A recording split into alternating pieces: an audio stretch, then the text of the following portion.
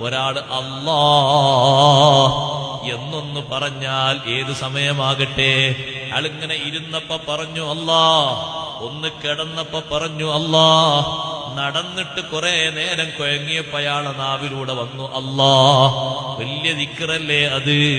അതുകൊണ്ടല്ലേ അഷ്റഫുൽ ഖൽഖ് സ്വല്ലല്ലാഹു അലൈഹി വസല്ലമ തങ്ങൾ നാളെ മഹ്ശറിൽ വരുന്ന ഒരാളെ സംബന്ധിച്ച് തങ്ങൾ പറഞ്ഞു, മഹ്ശറിൽ വന്നിട്ട് മീസാൻ ഇങ്ങനെ തൂക്കുന്ന നേരത്ത് ഒരാളെ ഹസനാത്തിന്റെ തട്ട് വളരെ കുറവായി കാണുന്നു. അയാളെ മനസ്സിന്റെ പേടി കൂടുതലായി, മുഖത്തിന്റെ നിറക്ക മാറിപ്പോയി. മീസാന് കനം തൂങ്ങിയാൽ വലിയ സന്തോഷമാണ്. അള്ളാഹു നമുക്ക് ഭാഗ്യം നൽകുമാറാകട്ടെ.